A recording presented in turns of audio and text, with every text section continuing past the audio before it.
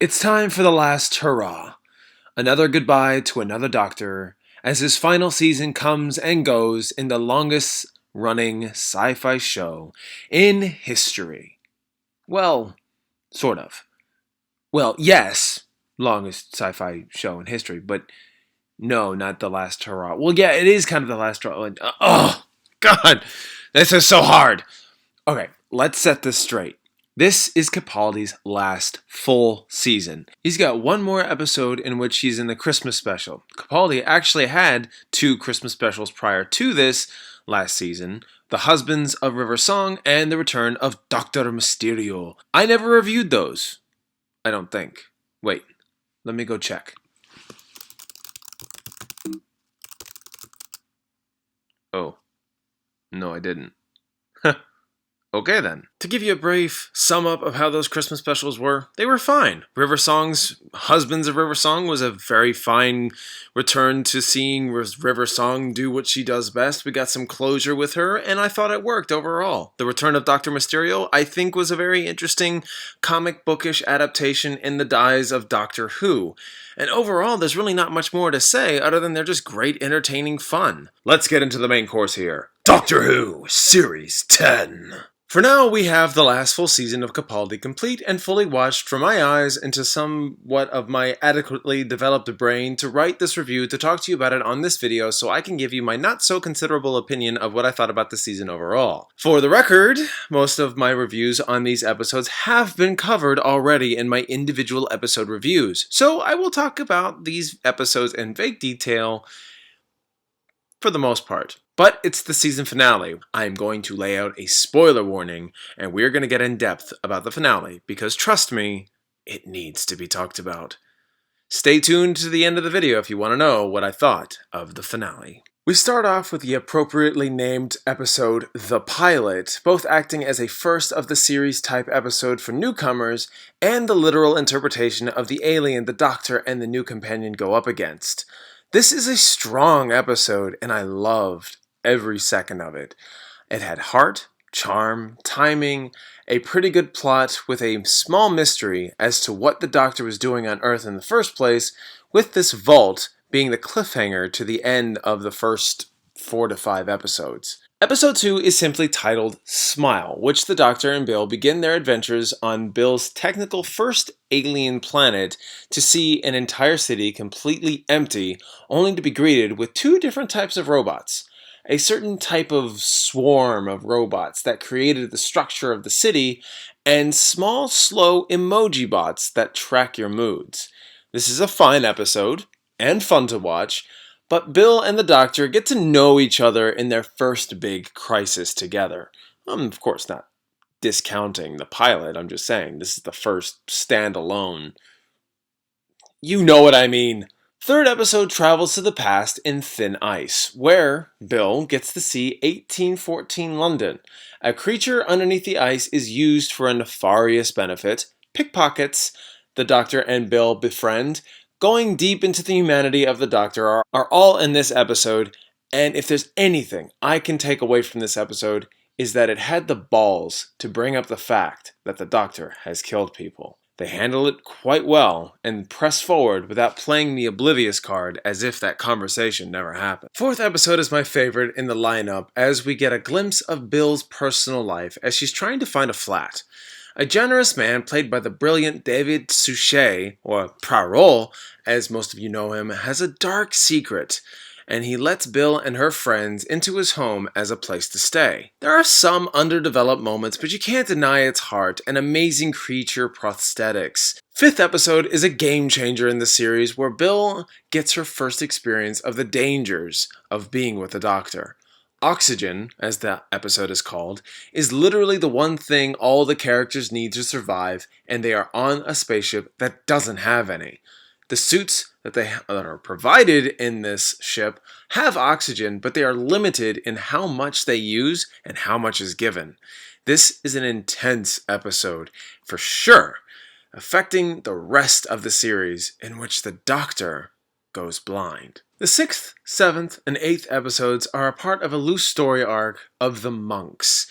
But before we get into that, the first episode develops our villain through the mysterious plot element of a book. A book that has been kept secret for centuries by the Vatican. And the only downside is over time, when someone is appointed to protect it and read it, they instantaneously commit suicide. The Doctor is asked to take upon this task, and thus bringing this first part of the trilogy. It's pretty clever, intense, and funny to boot. This is where it's revealed who is in the vault. Brace yourselves, it's Missy. But we all theorize that by this point. They reveal this pretty well without talking down to you, and in this Extremis episode, they give you a backstory of how Missy came to the vault. From that first episode, things grow pretty well in development between the characters of the Doctor, Bill, and Nardole. I really enjoyed this trilogy, so to speak, but it does get a little lackluster by the end. Don't think anything spectacular is going to happen. Of course, we have the throwaway episodes that are either good or bad depending on who you talk to, but The Empress of Mars and The Eaters of the Light were just fine additions to the season that range from decent storytelling to just plain old Doctor Who fun. Both are pretty interesting episodes, to say the least. But here we are, my fine, wonderful viewers. We are finally at the moment we have all been waiting for. It is no secret of what these last two episodes are about. World Enough and Time and The Doctor Falls featured the return of John Sims' Master, alongside Missy as the cunning... Oh, wait. I can't ruin that just yet. Well, not yet. Anyway. A spaceship is traveling away from a black hole, and the Doctor just so happens to choose this ship of all ships to... Crap, I can't give that reason either. Doctor is on that ship for a reason. There you go. Okay? Good. God, this is hard. In the end, something happens to Bill, and the Doctor are separated and end up on opposite ends of the ship, only to realize one end of the ship is actually traveling at a different time frame than the other side. Missy, Nardole, the Doctor try to go and find Bill, only to find out so much more than they were bargaining for. The Master shows up and meets his future self. The Doctor and Bill find themselves, but things go horribly wrong. All I can say is that I am pleasantly surprised over the final two episodes. I expressed in my last video concerning the second to last episode that I was getting a little wary over Moffat giving answers. In the end, I was heavily satisfied. All in all, this season is a solid season with a lot of weird, crazy, fun adventures. I loved Bill as a companion, I enjoyed Nardole as a companion as well, and it was nice to tune in without having some weird, crazy plot in desperate need of answering. The middle of the season has a slope in story quality, but the finale is an awesome turn of events that start to see Capaldi's Doctor off. I'm going to give Doctor Who Series 10 an A-. Alright guys, it's time to get into talking about that finale. Get ready for some spoilers. Okay, just want to be clear here. You see me. That means spoilers. You have your opportunity to stop watching. You want to know? Let's do this. Because I am going to talk in some detail about the things that I really enjoyed about these last two episodes. So, the Doctor, Missy, Nardole, and Bill all go to this spaceship that is actually trying to travel away from a black hole, all for the sake of Missy's benefit, to turn over a new leaf.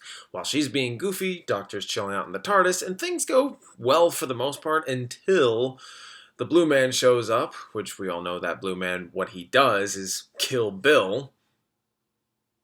Try not to find a Quentin Tarantino reference in that.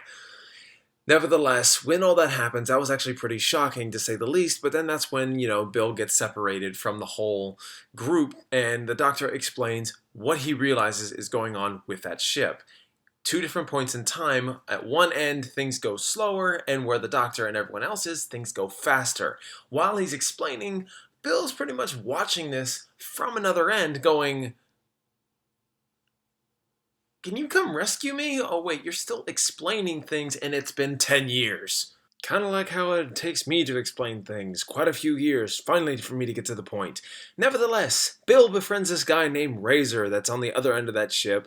There's a lot more going on from that end where she realizes that people are masked, and Razor explains that these people are trying to get better. They're being treated to be better, and you're never quite sure what that's supposed to be about unless you've never saw the trailer. Then you know exactly where that's going, which is all Cybermen. Nevertheless, by the end, Bill becomes said Cyberman after the Master reveals himself as Razor and presents himself in front of Missy, saying, "I am very concerned about my future. Give us a kiss." And I kind of enjoyed that. And that was a nice little cliffhanger, but this really made me wary of the finale. I was wondering if Moffat was going to talk about what has happened since the last time we saw the Master, because Moffat doesn't like giving answers. He wants to milk it for all it's worth, and you've seen that milkage in Series 8 and Series 9. Even though I loved Series 9, there were some things that just weren't answered, and I was looking for it in here.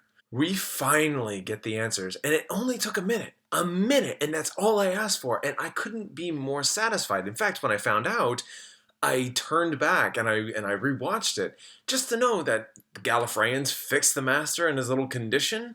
Ha ha! Done. Only to end up going on a TARDIS, not know how to pilot the damn thing, ends up here in this spaceship and tries to take over it. I mean, that is typical Master fashion. I loved it. And then he just runs into Missy, and there he kind of figures out what's really going on and how he's going to take advantage of it. Now, when he finally takes advantage of it, Missy does play a side, and of course, of herself and himself. And, looks like they have the upper hand, but then the Doctor's like, haha, no, you don't. You don't have the upper hand. I do. Because during this whole little escapade you guys have, I did something over here, and I made the Cybermen target only people with 2 hearts. We're in trouble. We need to get out of here. But of course, the Doctor gets hurt badly, and they try to get to another floor in the spaceship, which is actually a cottage of some sort, which the Doctor is starting to regenerate. I thought that was brilliantly put in throughout the episode, where he's been injured enough and it's time, but he's forcefully rejecting it. Bill notices. The Master is just taunting throughout because he turned Bill into a Cyberman, and that sucked because Bill doesn't realize it until the Doctor says, look, you're a Cyberman, you're perceiving it differently, but you are one. And that is a problem. And Bill's like, can you fix it? And he's like, I don't think so, but I'm going to try. Overall, it really comes down to this. Another great speech from the Doctor, where he's saying this is what he wants to do because it's the right thing to do. I love that speech. I want to go back to it just as much as I did the Zygon Invasion Inversion, finale. That was just spectacular. This is another great speech. Let's, of course, not forget the fact that Missy and the Master end up having a disagreement, and they end up killing one another. How crazy is that? No, what's even more crazier is the fact that the elements of the first episode, the pilot, that girl that actually gets taken over by the alien, and I don't even understand all of that, so to speak. In fact, I'm really not sure how to describe it, but that girl shows up from the pilot to Bill and frees her from being the Cyberman, and then says, come with me, we'll go and enjoy the spoils of the universe, but you also have a choice. You can always come back, and I can make you a human anytime you want. But let's take the long way around. Clara. Sorry, what? And overall, there wasn't like, let me throw every last clever twist I had left. It was really personable. You get Missy and the Master just bantering back and forth with one another.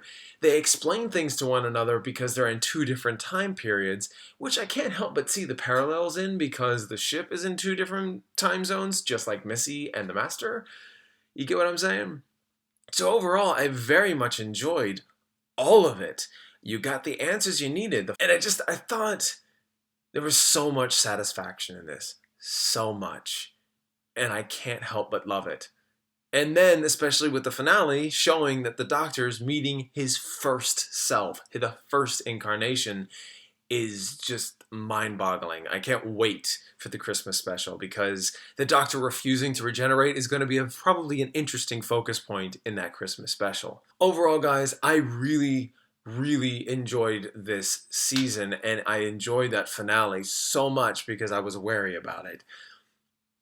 What did you guys think? Tell me your praises, tell me your woes. What did you like about it? What didn't you like about it? Just because I loved it doesn't mean that someone else is going to love it too. It may not be the answers you were hoping for, but I will tell you it is the answers I needed, and I cannot ask enough for that. Overall, this wraps up my entire season review of Series 10. Thank you guys so much for watching, and as always, subscribe if you like this video, like and share it, and, of course, until next time.